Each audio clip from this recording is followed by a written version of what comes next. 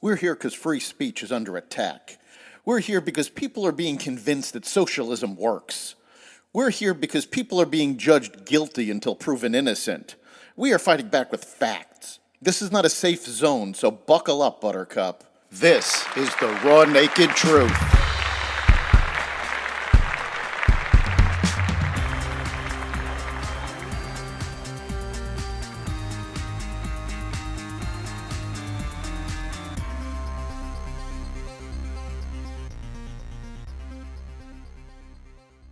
Biden lies about visiting Ground Zero, sanctions lifted on Iran, and more.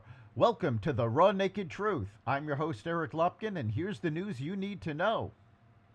President Biden claimed Monday that he stood at Ground Zero in New York City on September 12, 2001, viewing the damage from the terrorist attacks, despite records showing he was in Washington, D.C. that day. Ground Zero in New York. I remember standing there the next day and looking at the building. I felt like I was looking through the gates of hell. It looked so devastating because the way you could, from where you could stand, Biden said during his speech at Joint Base Elmendorf-Richardson in Anchorage, Alaska, marking the devastating acts of terrorism 22 years ago. However, according to C-SPAN coverage of U.S. Senate proceedings on September 12, 2001, Biden was in Washington, D.C. and gave a speech on the floor of the Senate. Records show the Senate met in the morning and a classified briefing was held for all senators that afternoon at 2 p.m. Eastern Time. Records also show Biden participated in a joint resolution vote condemning the terrorist attacks later that afternoon. Biden was the Democratic manager of the resolution. According to a report by the New York Post, Biden also contradicted his own claim in his autobiography, detailing his actions after the attacks. Biden said in the book that he headed back to the Capitol on September 12th and made no mention of visiting Ground Zero that day. The report also noted a Gannett Newswire report from September 12, 2001, stating Delaware Senator Joe Biden spent Wednesday exactly where he wanted, in the U.S. Senate.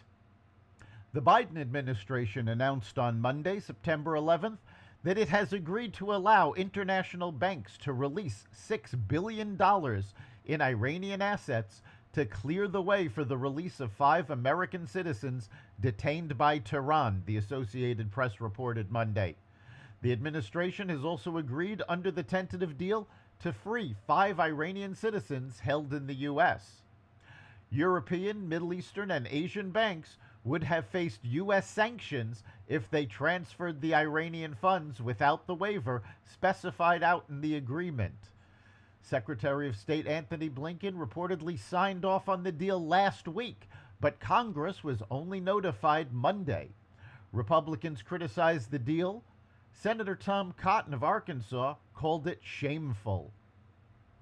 House Speaker Kevin McCarthy said Tuesday he was directing 3 House committees to open an impeachment inquiry targeting President Biden. The move will give the panels authority to seek bank records and other documents related to Biden and his son Hunter. McCarthy stated that it is the logical next step after House Republicans uncovered serious and credible allegations into President Biden's conduct, including possible abuse of power, obstruction, and corruption. The inquiry is not a call for impeachment, but part of the process that gives congressional investigators greater access to information. North Korean leader Kim Jong-un met Wednesday with Russian President Vladimir Putin at a spaceport in eastern Russia during a rare international trip for the reclusive Kim. Putin said his North Korean counterpart was showing great interest in rocket technology and hinted Russia could help North Korea develop satellites. The two leaders are expected to discuss Putin's request for North Korea to sell Russia arms for its invasion in Ukraine. Kim offered Putin full and unconditional support for Russia's sacred fight to defend its security interest, an apparent reference to the war. Kim said his unusual trip abroad showed the strategic importance of his country's relationship with Moscow. North Korea's KCNA state media reported it on Wednesday. A Food and Drug Administration advisory panel voted unanimously on Tuesday to declare a common ingredient in over-the-counter decongestants to be ineffective.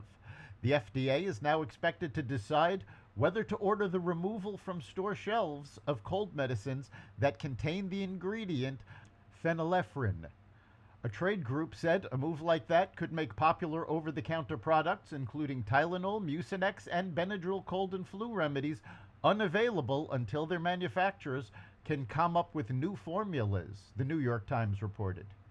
FDA officials typically follow their advisors' recommendations, although a decision may still be months away.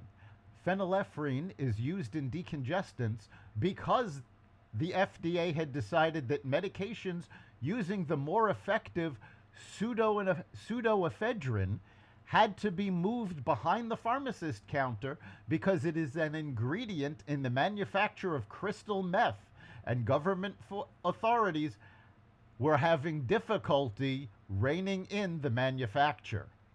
That's the Raw Naked Truth. You can catch every episode of The Raw Naked Truth at xvadio.com/podcasts, the Apple Podcasts app, Google Podcasts, Spotify, iHeartRadio, Audible, Amazon Music, and other platforms that respect freedom of speech. We'll see you next time.